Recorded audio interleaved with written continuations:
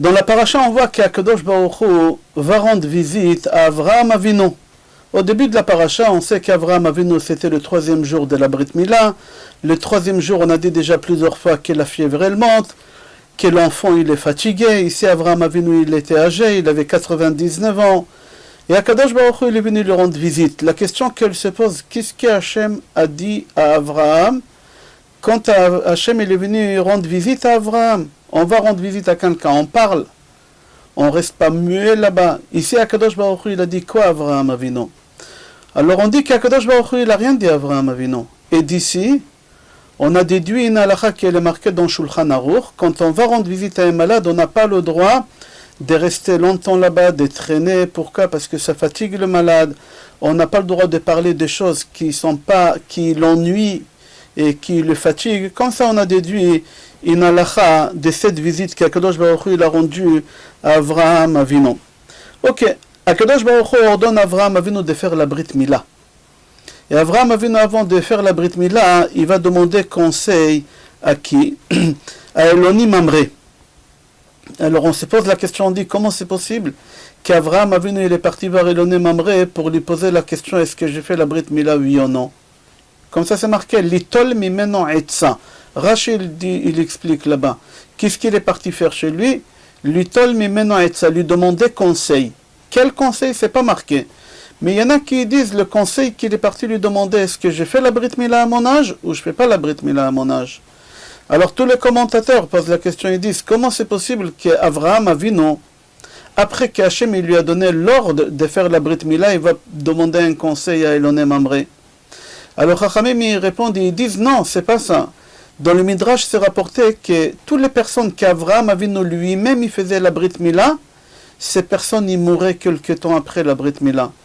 Et Avraham il est parti vers Eloni Mamré pour lui poser la question, pourquoi il meurt? Et là, lui, il dit à Avraham Avinu, tant que toi, tu n'as pas fait la Brit Mila, alors, et toi, tu feras la Brit Mila aux autres, les personnes meurent, ils vont mourir. Mais à partir du moment que toi, tu feras la Brit Mila, alors les personnes ne mourront pas. Mais Avraham Avinu, il n'a pas fait la Brit Mila de lui-même. Il a attendu que Hachem lui donne l'ordre de faire la Brit Mila. Mais c'est bizarre, nous, on sait qu'Avraham Avinu, il a fait toute la Torah.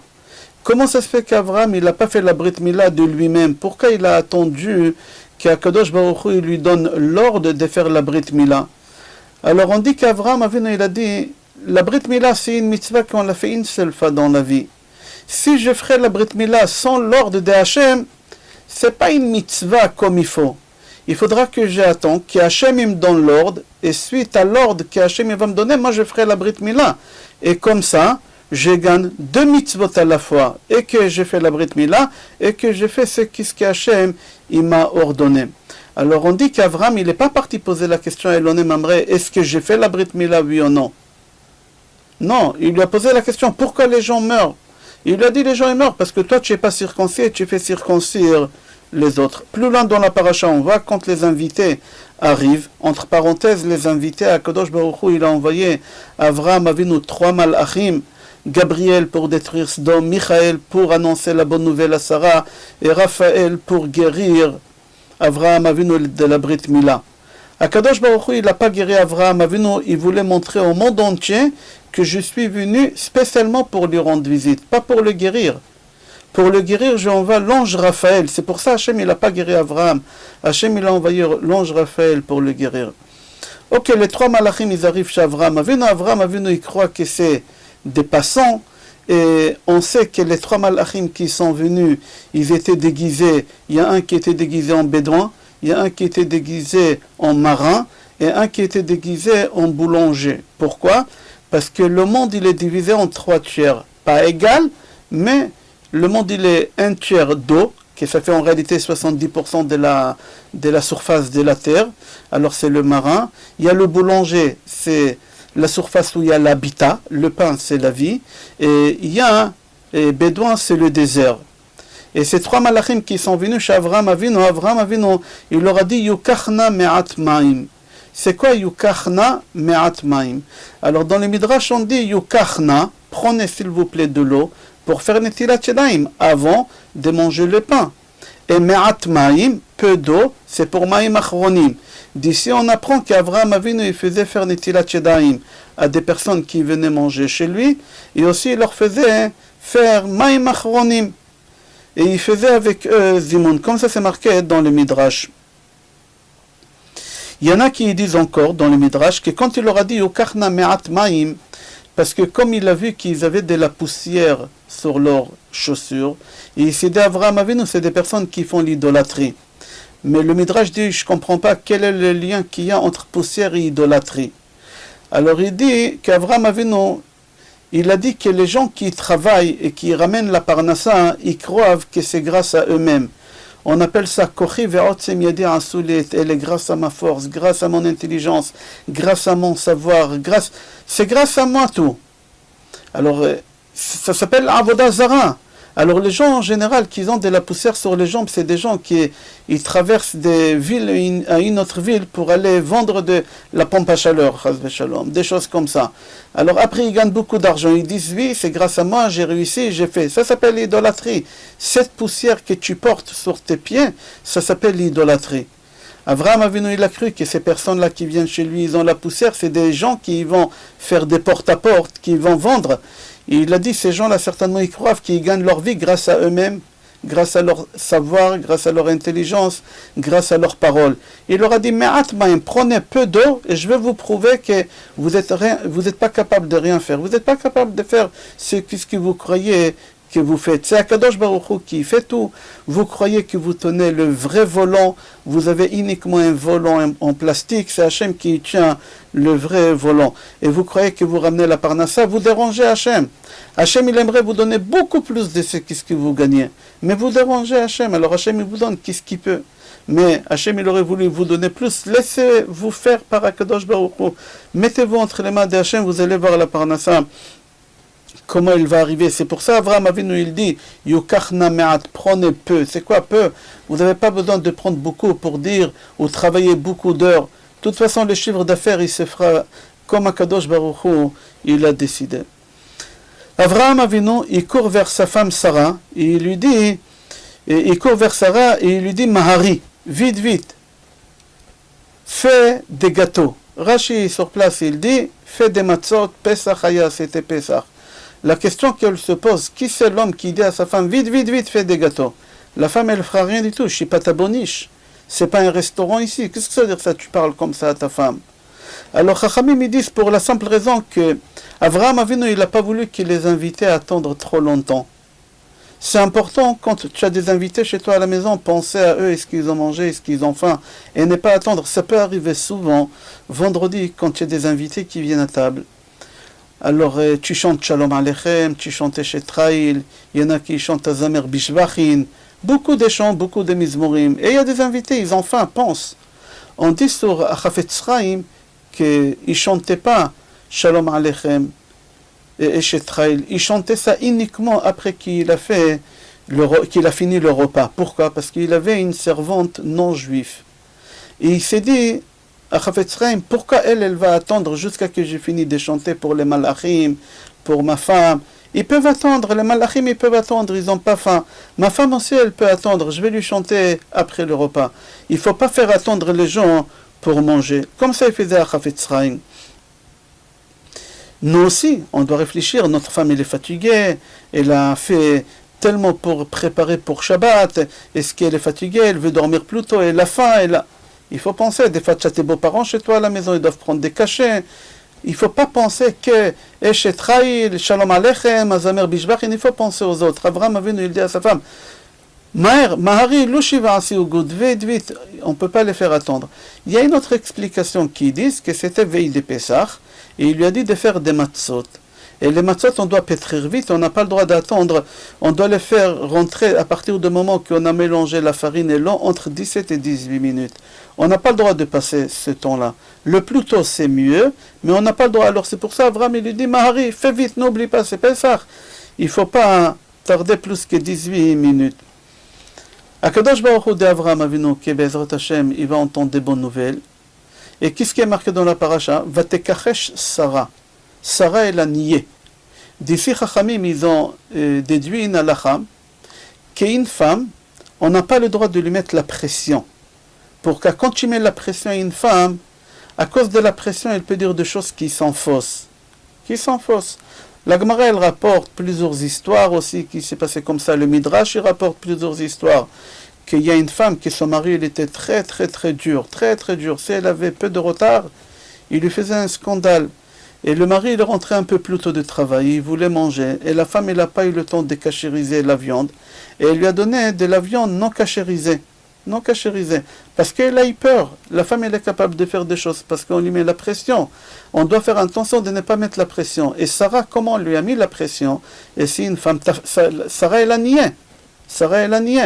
Il faut faire très attention de ne pas mettre la pression. D'ici aussi, on déduit une halakha qu'on ne peut pas prendre une femme comme témoin au Beit Din. Pourquoi les femmes ne peuvent pas être témoins au Beit Din? Parce qu'une femme avec peu de pression, elle peut tout changer. On ne peut pas faire une chose pareille. Le Zohar HaKadosh, il dit dans notre paracha que c'est une des klalotes qu'Akadosh Baruch Hu, il a donné à Chava. C'est une des klalotes d'avoir cette pression-là. Elle ne peut pas être témoin à cause de cette pression-là. Akadosh Baruch Hu demande à Avraham Avinu, et Akadosh Baruch Hu va annoncer à Avraham Avinu qu'il va détruire Sodome. Et là, Avraham Avinu commence à rentrer en dialogue avec Hachem. Combien de tzadikim, peut-être il y a 50, peut-être il y a 40. La question le Midrash pose, est-ce qu'on peut savoir, c'est dans chapitre Yutret, Pasuk Chavdalet. Et la Gemara Souka, page Memhei Amud Bet, pose la question, combien de malachim il y a dans le monde? Combien de malachim? Parce qu'Avraham Avinu nous pose la question à Hachem, peut-être là-bas à Sodome, il y a 50, il y a 40, mais combien de malachim en général il y a dans le monde? Là-bas, la Gemara dit, il y en a 36, Sheroim Bas Pakalaria Meira, qui parlent direct avec Hachem. En permanence, il y a 36 malachim dans le monde qui parlent directement avec Hachem. Et il y en a 13 000 qui parlent à travers, il y a, on a vu, à travers un genre de névoie. Comme ça, c'est marqué dans Gemara. Donc, Gemara Choulin, page Tzadik Bet Amoud Aleph, dit qu'en permanence, il y en a 45 tzadikim. Dans Yerushalmi Avodah Zarah, il dit qu'il y en a 30, et chacun, il a le niveau d'Avraham Avinu. Il y en a 30 tzadikim, et chacun, il a le niveau d'Avraham Avinu. Il y en a qui disent 72 tzadikim, 70 comme les 70 sages qu'on avait à la grande assemblée, et 2 autres, Keneged Moshe et Aaron.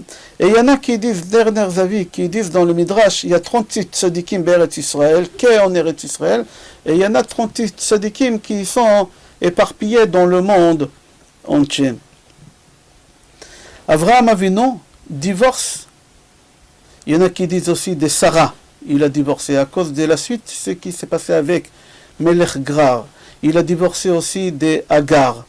On va aller d'après la vie qu'il a divorcé que de Agar. Il y en a qui disent aussi qu'il a divorcé de Sarah. La question qu'elle se pose, Avraham Avinu, il était Kohen Gadol. Et Kohen Gadol, il n'a pas le droit d'épouser son ex-femme qu'il a divorcé d'elle, c'est marqué. Isha Zona Vachalala Grusha Lo Ikachu, ils n'ont pas le droit d'épouser une femme qui est veuve, une femme Chaz Veshalom qui est le Chalala, qui est le Zona, et une femme des divorcés, ils n'ont pas le droit de prendre. Comment ça se fait qu'Avraham Avinu, il s'est remarié, il était Kohen Gadol, il n'a pas le droit de se remarier ni avec sa femme, ni avec Agar.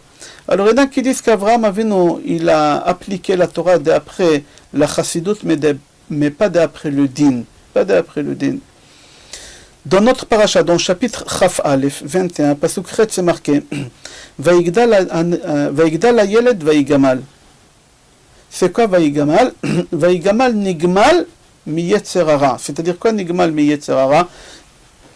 Un enfant, quand il vient au monde, il n'a pas encore le Yetzerato. Il a que le Yetzerara. Et à partir du moment qu'il a 13 ans et un jour, alors on nigmal me Yetzerara, c'est-à-dire quoi? Que le Yetzerato vient aussi. Alors maintenant il a une guerre pendant toute sa vie entre le bien et le mal. Il y a les deux là maintenant. Avant la bar mitzvah, il a qu'un côté, le côté mal. Et là maintenant il a les deux côtés pour un garçon à partir de 13 ans et un jour, et une fille à partir de 12 ans et un jour. Qu'est-ce qu'il a fait Avraham Avinu? Vaïgama, le jour qu'il est arrivé à l'âge de 13 ans, il a fait la Brit Mila, etc. Et c'est marqué qu'il lui a fait là-bas un repas, une Seudat Mitzvah. Il a ramené les gens les plus importants. D'ici, on apprend que la Seudat Bar Mitzvah, il y en a qui disent qu'elle est Midoraita.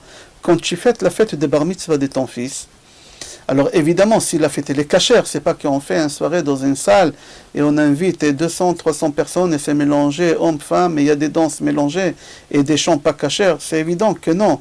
La Shrina, elle réside pas dans cette... Ça s'appelle même pas une Seudat Mitzvah, c'est dommage. Et la Shrina ne vient pas. Mais quand tu fais la bar mitzvah de ton fils, et la salle elle est séparée, homme à part, femme à part, et tu invites des rabbanim à cette repas-là, et ils disent des divrei Torah, comme Avraham Avinu il l'a fait, alors la Shrina elle vient et elle réside. Et c'est une mitzvah de faire comme ça. Comme ça c'est marqué dans la halakha, et il y en a qui disent que c'est midoraita faire cette chose-là. Il faut inviter des rabbanim et faire des dvar Torah. Pourquoi on n'a pas des sources dans la Torah que la bar mitzvah c'est 13 ans et un jour? Alors on dit, c'est la même réponse que pourquoi dans la Torah il n'y a pas une date fixe pour la fête des Shavuot. C'est marqué dans la Torah, Sfartem lachem machorat ha-Shabbat, miyom aveachem et omer ha-tenufa, sheva Shabbatot tispor, meachel cheremesh bakama. Il faut compter 7 semaines, que ça fait 49 jours. Et au 50e jour, c'est pas marqué une date, c'est pas marqué Vav Sivan, Zain Sivan, Chet Sivan. Shavuot, des fois il tombait le Hey, le Vav ou le Zain Sivan. Comment ça se fait?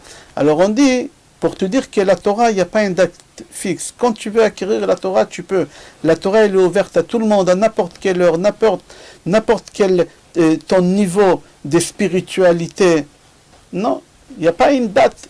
Alors c'est la même chose ici pour un bar mitzvah. Un bar mitzvah, il n'y a pas une date. Pourquoi? Parce qu'on dit à partir du moment qu'il a la chokhmah, qu'il a cette sagesse de comprendre à qui on prie, et il sait comment entretenir son corps, je me fais comprendre de quoi, alors il peut participer à la bar mitzvah, même un peu plus tôt que 13 ans et un jour. Il y en a au Maroc qui faisaient la bar mitzvah aux 2 enfants en même temps, pour des moyens financiers. Il y a un qui l'a fait 13 ans et un jour, et l'autre il était encore à 11 ans et demi, on lui a fait la bar mitzvah, on lui mettait les tefillin, talit, etc. Ok. C'est rapporté dans Ben Ishraï concernant la bat mitzvah. On a parlé de bar mitzvah concernant la bat mitzvah. Il dit Ben Ishraï, dans l'Ilchot Ben Ishraï Shana Rishona, parce qu'il est coupé, c'est un seul tome, mais il est coupé première année et deuxième année. La première année, dans Parashat Re'eh, Halakha 17, là-bas le Ben Ishraï dit que c'est une mitzvah de faire la bat mitzvah à une fille. Mais il faut que dans cette fête-là, il n'y a que des filles, il n'y a que des femmes. Même pas un seul garçon, même qu'il est moins que 13 ans, moins que 12 ans, moins que 10 ans, on n'a pas le droit. Ça ne s'appelle pas une Seudat mitzvah. Une Seudat mitzvah de bat mitzvah, c'est une fille de 12 ans et un jour, et il n'y a que des femmes là-bas, il n'y a pas un seul garçon. Même les serveurs, on n'a pas le droit que ce soit des hommes, il faut que ce soit que des femmes. Même le photographe, il faut que ce soit une femme. Même les chanteurs, ça doit être que des femmes à 100%. Et là, il y a la bracha qu'elle vient, comme ça il dit le Ben Ishraï, le Kaf HaChaim, dans Siman Resh Chafhei, Halakha Bet, il dit mitzvah la'aror seudat bat mitzvah, rak ben nashim, lelo shum yeled o gever, ve'abat omeret divrei Torah im yodaat. Le Kaf HaChaim, il dit qu'on fait la bat mitzvah une fille à 12 ans et un jour, et on fait un repas, que ça s'appelle seudat mitzvah. Il ne faut pas qu'il y ait là-bas, même un garçon, il lui parle de... Un garçon, c'est plus que 3 ans. On n'a pas le droit. Aucun homme, on a le droit. Et ça serait bien que la fille, elle dit de Dvar Torah. Comme ça, il dit. Ok. La question qu'elle se pose, pourquoi Avraham Avinu, il a réussi l'éducation de son fils Yitzhak, qui est sorti Yitzhak Avinu, et il n'a pas réussi l'éducation d'Ishmaël, puisque les deux, ils ont grandi dans la même maison, ils ont entendu la même chose, les mêmes paroles. Les deux, ils ont vu comment les parents ils se comportent, parce que les enfants, ils sont imprégnés de la façon que les parents ils se comportent. Alors, les deux, ils ont vu Ishmaël et Yitzhak. Comment ça se fait qu'Ishmaël, il est sorti comme ça, tordu, et Yitzhak, il est sorti comme ça? Alors, on dit, pour la simple raison, parce que c'est marqué, je crois dans Michelet, c'est marqué, Soné beno choser shifto. C'est lui qui il donne trop de câlins à son fils, c'est lui qui punit pas son fils. Son fils, il va grandir tordu. Il faut savoir des règles, et c'est lui qui ne suit pas les règles, il faut savoir comment punir, comment priver des choses. Avraham Avinu, il a tellement aimé Ishmaël qu'il n'a pas privé des choses, il a laissé faire tout ce qu'il a voulu. Tellement il a aimé Ishmaël, voilà Ishmaël comment il est sorti. Mais Yitzhak Avinu, qu'Avraham Avinu, il n'a pas aimé autant Yitzhak qu'Ishmaël. On ne va pas rentrer maintenant dans le détail comment c'est possible. C'est pour ça Yitzhak il est sorti avec des règles, parce que son père il était très très dur avec lui. Comme ça, c'est marqué dans le Midrash. Il y a une Gemara dans Shabbat, je crois c'est page Peichet Amud Bet, qu'Akadosh Baruch Hu dit à Avraham Avinu, Banecha Chat'u, tes enfants ils ont fauté. Avraham Avinu, quand il entend tes enfants ils ont fauté, il ne nous défend pas. Avraham Avinu dit à Akadosh Baruch Hu, Mechem al Kedushat, Shemecha, tue-les. Ils ont fauté, mais tue-les.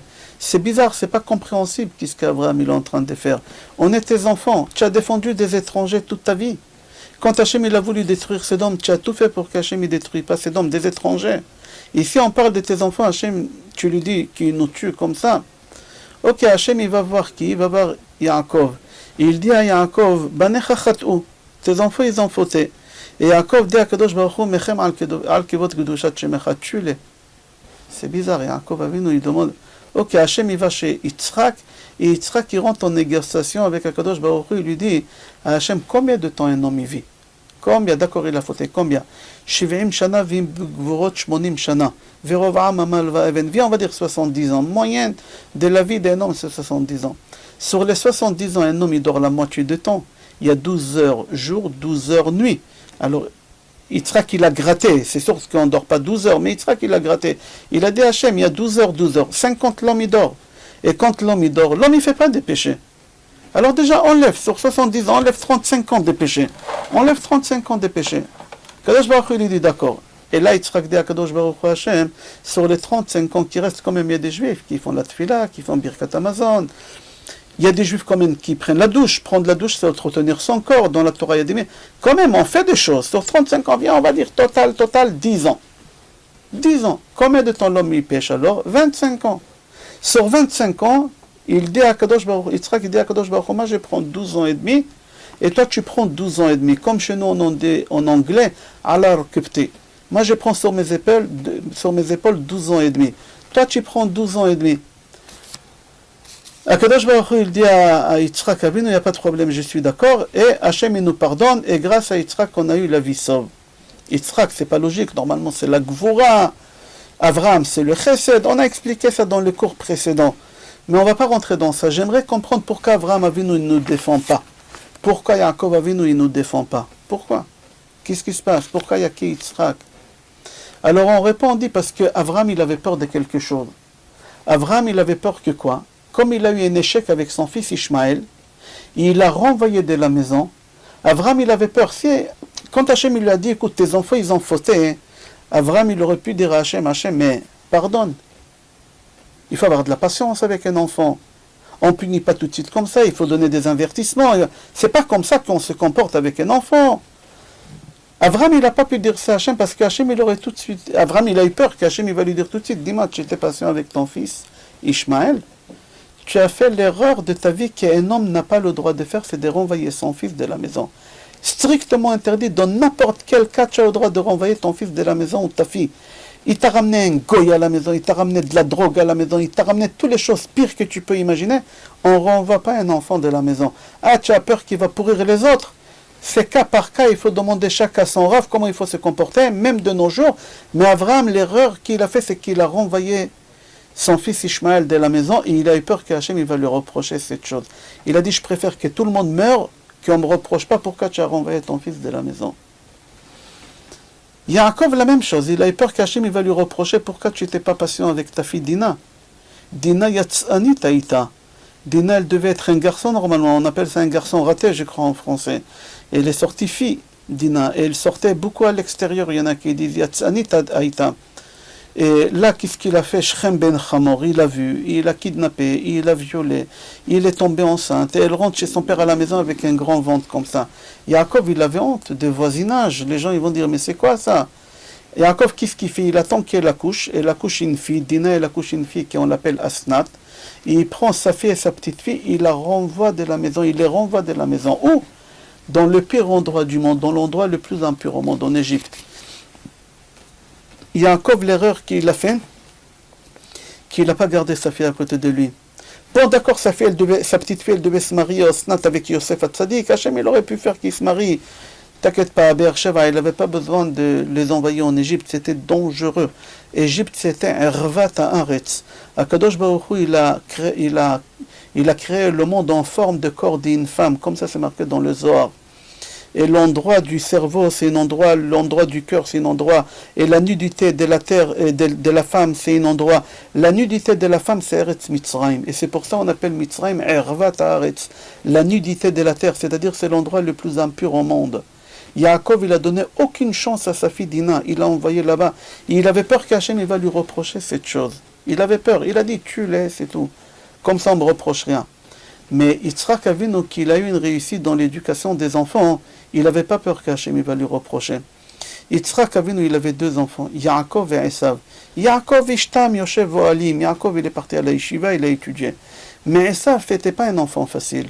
C'était pas un enfant facile. Et Yitzhak, il savait. Yitzhak, tout le temps, il appelait son fils Esav Tzadik, Tzadik. Achin ali mat'amim ka'asher ahavti. Rashi, il dit, c'est quoi Achin ali mat'amim? Toi, tu sais comment j'aime la shrita glatte cachée. Regarde Rashi. Toi, tu sais préparer les choses cachères. Je t'ai fait confiance. C'était le plus gros voyou au monde. Un jour, son père, il lui demande de lui ramener de la viande. Et Esav, il avait une maladie qu'on l'appelle aujourd'hui, cette maladie. Mononuskélose, je crois, ça s'appelle. Il avait un mono. La mononuskélose. Et il ne pouvait pas aller chasser. Et comme il faisait kavod énorme à son père, à ses parents, il a pris un chien, il l'a tué, il l'a coupé en morceaux, il l'a désossé, il a dit mon père il ne va pas se rendre compte que c'est un chien. Il a donné à son père manger des chiens. Yitzhak il savait, évidemment Yitzhak il n'a pas mangé, mais il a dit mon fils, tout le temps il a dit tzadik, je t'aime, je t'adore, tout le temps il a dit des mots gentils. Il a su comment garder Esav à la maison. Tout le temps il a su comment lui dire des paroles d'amour, de patience. Pas seulement ça. Esav lui ramène une Goya à la maison. Pas seulement ça, il lui ramène une deuxième Goya à la maison. Pas seulement ça, il lui ramène pour le prix de deux, il lui ramène une troisième Goya. Il s'est marié avec Basmat Bat Ishmael, la pire femme au monde, il l'a épousée. Basmat Bat Ishmael, il l'a épousée. Et encore pire que ça, tous ils fumaient de la drogue. À tel point qu'il avait la fumée à la maison, qu'Esav il est devenu, qu'Yitzhak il est devenu aveugle, jeune à cause d'eux. Et Yitzhak, il n'a rien dit. Sa femme Rivka, ils n'ont rien dit. Ils ont gardé chez eux à la maison. Ça s'appelle une réussite dans l'éducation des enfants. C'est pas parce que ton fils il a eu son diplôme d'avocat ou son diplôme de médecin, mais dans la spiritualité, il est tordu, tu as réussi l'éducation de ton fils. Ça s'appelle tu l'as raté sa vie. Tu lui as raté sa vie. Si tu sais comment faire grandir tes enfants dans l'amour, dans une maison chaleureuse, paix, amour, alors là, tu as réussi l'éducation de tes enfants, comme il a fait Yitzhak. Ok. C'est marqué Ve'ela Bakar Ratz Avram, Vaikar Ben Bakar Rach Vatov, Vaiten El Anar. Comme ça, c'est marqué dans le chapitre 13, Pasuk Zain. Dans Sefer Chesed l'Avram, c'est rapporté que Avram Avinu et Ishmaël, quand ils ont parti prendre les 3 veaux pour les égorger, pour donner à chaque ange et une langue, c'est marqué dans Chesed l'Avraham, c'est le grand-père d'Achida, c'est marqué là-bas que Raphaël, il les a suivis. Et au moment qu'il les a suivis, l'ange Raphaël marque Raphaël Resh, Pei, un peu plus loin, Aleph Lamed, Raphaël, marque Raphaël comme ça, avec un espace. Et l'ange Raphaël, il a vu qu'Avram et Ishmaël, ils ont attrapé 2 veaux, et le 3e, il s'est sauvé. Alors c'est marqué que qu'est-ce qu'il a fait? L'ange Raphaël, il s'est transformé en veau. Et il s'est mis devant Avram, et Avram, il a cru, c'est ça le 3e veau. En réalité, le 3e, il s'est sauvé. Et Avram, il a essayé d'attraper le 3e veau, qui en réalité, c'était Raphaël. Et l'ange Raphaël, il attire Avram sans se rendre compte vers Me'arat HaMachpelah. Et là-bas, Avram Avinu, pour la première fois de sa vie, il rentre dans Me'arat HaMachpelah, c'est l'ange Raphaël qui l'a ramené là-bas. Et c'est pour ça, c'est marqué Ve'ela Bakar Ratz Avram, Bakar, Bet, Kof, Resh. Ça s'appelle, si tu changes les lettres des endroits, ça fait Kever, vers la tombe, Avram, il a couru. Pourquoi Hachem, il a voulu qu'Avram, il découvre cet endroit pour qu'il puisse l'acheter pour lui et sa femme? Avram, il voit Adam Arishon enterré là-bas, Chava enterré là-bas, il y a l'odeur de Gan Eden qui dégage d'eux, il y a des bougies encore allumées à leur tête, il a désiré cet endroit, il rentre à la maison, il raconte à Sarah. Sarah, il a désiré cet endroit. Et Abraham a vu, quand il a fait les louanges funèbres sur sa femme Sarah, et Shetra Ilmim, ça c'est Abraham a vu qui l'a écrit.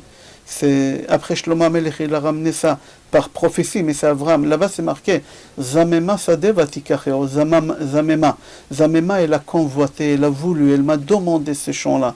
Le champ, c'est quoi? C'est un cimetière. Vatikacheo, je lui ai pris, je lui ai acheté là-bas cet endroit. Cet endroit, je l'ai acheté.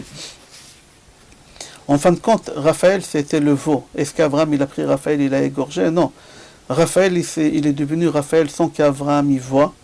Et comme il fallait lui donner à manger parce qu'Abraham, il ne savait pas que c'était un ange, Abraham, il avait le Sefer Yetzira, le livre de la création, où il y a tous les codes pour créer des choses. Il a créé un veau.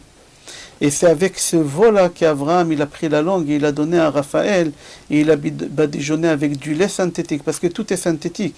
Un vrai veau, quand est-ce qu'on l'appelle vrai veau, qu'il faut faire la shrita, qui pour le manger il faut cachériser, quand le taureau il est parti avec la vache, quand le mâle il est parti avec la femelle. Mais ici c'est Abraham qui l'a créé, alors on n'a pas besoin de faire la shrita ni la cachérisation. On va dans la Gemara qu'il y a des rabbanim qui ont créé tous les vendredis des veaux pour pouvoir manger de la viande Shabbat.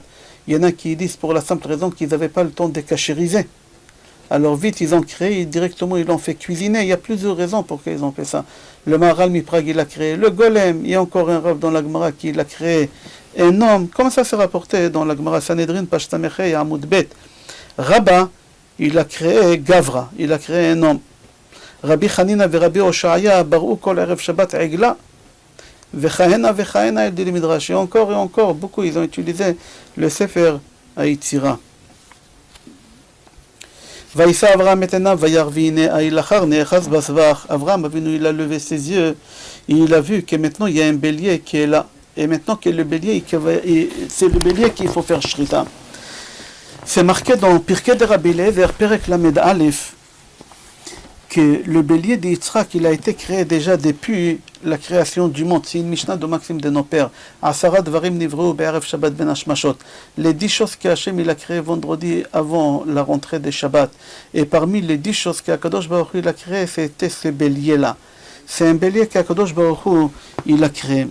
Et Avraham Avinu, quand il a pris ce bélier et qu'il a fait shrita, alors c'est rapporté dans le Midrash qu'avec les veines, ils ont fait les 10 cordes de violon de David. Avec la peau, on a fait la ceinture d'Eliyahu Hanavi. Or azur bemontnav. Avec la corne gauche, Hachem il a sonné dans Matan Torah. Avec la corne droite qui est la plus grande que la corne gauche, Akadosh Baruch Hu il va sonner pour ressusciter les morts, comme c'est marqué dans Yeshayahu, chapitre 27, pasuk 13. Ve'aya bayom hahu yitaka b'shofar gadol, shofar gadol. C'est quoi shofar gadol? C'est le grand shofar des béliers de Yitzhak. ובאו העובדים מארץ אשור והנידחים מארץ מצרים והשתחוו להשם בהר הקודש בירושלים. Alors il y a un livre qui s'appelle Shut Machane Chaim. She'elot u'tshuvot Machane Chaim. Il pose des questions, il dit comment c'est possible que David HaMelech il a pu jouer avec ce violon-là, puisqu'on n'a pas le droit d'utiliser quelque chose qu'il était pour sacrifice pour Hachem. Ça s'appelle l'Im'ol Bakodesh.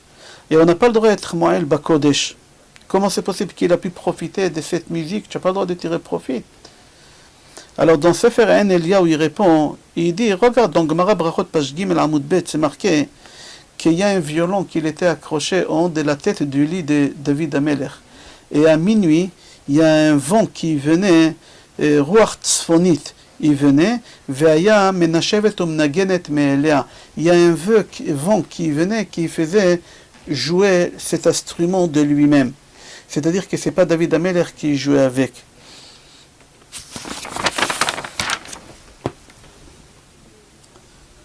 Ok. Je ne veux pas être trop long. Venez, on va voir concernant le sacrifice d'Yitzhak. On sait que le sacrifice d'Yitzhak, c'est l'épreuve au summum des épreuves qu'Abraham Avinu il a eues dans sa vie. Que même Akadosh Baruch Hu demande à Abraham, s'il te plaît, je t'en supplie, pour cette épreuve, fais-la. Et par là, je saurai que tu irais Lokimata, etc., etc. Je sais que Hachem, il a tenu qu'Abraham. Pourquoi? Parce que c'était pas facile. C'était pas facile. Alors, puisque c'était le summum, il y a quelque chose qui n'est pas compréhensible. Quand Nebuzaradan, il a fait exiler les béné Israël de Yerushalayim, il les a ramenés vers la Babylonie. Alors Avraham Avinu, il est parti chez Akadosh Baruch Hu, et il a dit à Akadosh Baruch Hu, tout d'abord c'est Yirmiyahu qui est parti sur la tombe d'Avraham, et il a demandé à Avraham, Yitzhak et Yaakov et Moshe d'aller chez Hachem, pour demander de nous pardonner et qu'il nous ramène en Israël tout de suite. Avraham Avinu, il va chez Akadosh Baruch Hu, je l'ai à l'intérieur dans le Midrash. C'est marqué dans Midrash Echarabah, chapitre 24, Chavdalet, c'est marqué là-bas. Qu'Avraham Avinu, il est venu devant Akadosh Baruch Hu, il a dit à Akadosh Baruch Hu, Hachem, pourquoi tu as fait exiler mes enfants? Pourquoi tu les as donnés comme ça entre les nations? Pourquoi tu les as donnés entre les nations, mes enfants? Akadosh Baruch Hu, il a dit, parce qu'ils ont transgressé la Torah. Ils ont transgressé la Torah. Et si tu veux, je ramène la Torah, qu'elle va témoigner qu'ils ont transgressé toute la Torah. Avraham, il a dit à Hachem, ramène la Torah que tu vas donner au Ben Israël, ramène. Et la Torah, elle vient pour témoigner. Et là, Avraham, il dit à la Torah, il parle à la Torah, il dit, Biti, ma fille, toi, tu viens témoigner contre mes enfants, qu'ils ont transgressé ce qui est marqué dans la Torah. Est-ce que tu n'as pas honte? Est-ce que tu as oublié qu'aucune nation, elle t'a accepté? Quand Akadosh Baruch Hu est parti chez toutes les nations, ils ont dit non, non, non, non. La seule nation, c'est Israël qui t'a accepté et maintenant tu veux venir. C'est ça ton remerciement? Parler du mal, tu n'as pas honte? Quand la Torah elle a entendu ça, Amda Batsad, elle s'est tenue à côté et elle n'a pas répondu.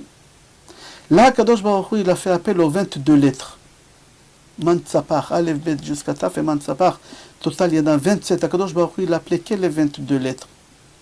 Et la première lettre, Aleph, elle commence à témoigner. Et là, Avraham, il a fait taire. Il lui dit, Aleph, toi que tu es la première lettre de toutes les lettres, toi tu viens parler du mal de mes enfants les jours qu'ils ont besoin d'aide. Souviens-toi le jour qu'Hachem s'est dévoilé au peuple d'Israël, au mont Sinaï, il a commencé les 10 commandements par toi, Anochi, avec Aleph. Aucune humain, aucun peuple, elle t'a accepté. Que mes enfants, ils t'ont accepté. Aleph, elle s'est mise de côté, elle n'a rien dit. Il y a la lettre bête qui arrive. Et elle commence à parler. Et Avraham, il a fait taire. Il dit, toi, tu vas parler de mes enfants. Toi, tu vas parler de mes enfants. Que eux, ils étudient le Chamisha Chumshe Torah. Et ils t'ont mis la première lettre de la première lettre dans la Torah, Bereshit Bara. Comment tu peux faire une chose pareille? Tout de suite, elle s'est mise de côté, elle n'a pas parlé. Il y a la lettre Gimel qui est venue. Et la lettre Gimel, elle voulait parler à Avraham Avinu, il a fait taire en lui disant, toi tu viens témoigner contre mes enfants. Aucune nation au monde, ils font la mitzvah, que la mitzvah elle commence avec ta lettre. Gidilim ta'aselach mitzvah tzitzit, ça commence par Gimel. Aucune nation elle fait. Toi tu n'as pas honte, le peuple qui fait cette mitzvah-là, toi tu veux parler du mal de lui. Alors tous les lettres en fin de compte, ils se sont mis de côté, mais Avraham, Akadosh Baruch Hu, il n'a pas écouté Avraham. Il y a Yitzhak. Yitzhak, il dit Hachem, moi j'avais 37 ans quand mon père, j'ai rien dit. Hachem, il n'écoute pas. Il y a Yaakov qui vient, il n'écoute pas. Rachel va et omeret la Kadosh Baruch Hu, Rachel notre mère. Elle va pardon, il y a Moshe Rabbeinu aussi. Il dit Hachem, pendant 40 ans, tout qu'est-ce que j'ai fait dans le désert? Rien du tout. Il y a Rachel qui elle se lève, Rachel Emmanuel dit Ribono Shel Olam. Moi je devais me marier avec Yaakov. J'ai donné à ma soeur les simanim, les signes. Et elle est rentrée à ma place. Est-ce qu'il y a une femme au monde qu'elle peut donner son futur mari à sa sœur? Ça n'existe pas. J'étais jalouse, ça m'a rongé à l'intérieur, mais j'ai rien dit, je me suis tue pour ne pas faire honte à ma sœur. Toi, Hachem, qui tient Kadosh Baruch Hu, de quoi tu es jaloux? De l'idolâtrie que Bnei Israël ils ont fait, qu'ils ont prosterné devant une pierre, devant du bois. Moi, je suis des chairs et du sang, que j'ai des sentiments. La pierre et le bois, ils n'ont pas des sentiments. Toi, Kadosh Baruch Hu, je ne comprends pas ta façon de faire. Moi, oui, il y a une raison que je sois jalouse. Oui, il y a une raison que je souffre. Et j'ai rien dit. J'ai laissé ma soeur lui donner la possibilité d'avoir tout le peuple juif, les 12 tribus. Yaakov, il aurait refusé. Il aurait pu refuser, dire, bon, écoute, tu as donné les simanim, c'est de ta faute, moi je reste avec les uns. J'ai tout risqué. Olam hazeh ve olam haba. Et toi, Kadosh Baruch Hu. Et là, Kadosh Baruch Hu, tout de suite, mitgalgelim rachamav. Et il dit à Kadosh Baruch Hu, Rachel, pour toi, je ramène les enfants en Israël. D'ici, on apprend quelque chose d'extraordinaire. Que celui qui travaille sur son caractère, il est beaucoup plus important que sacrifier son fils pour Kadosh Baruch Hu. C'est-à-dire, faire du bien à l'autre, c'est encore beaucoup plus important que faire des sacrifices. C'est pas n'importe quel sacrifice. Ton fils le prendre, l'égorger. Pour Hachem, la preuve, Hachem, il n'a pas écouté ni Yitzhak, ni Abraham, ni Yaakov, mais il a écouté Rachel.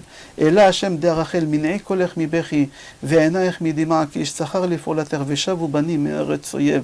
Je te promets, tes enfants, ils vont retourner en Eretz Israël. Et Bnei Israël, ils ont parti en exil dès 70 ans. Et là-bas, c'était Purim, à la fin de cet exil.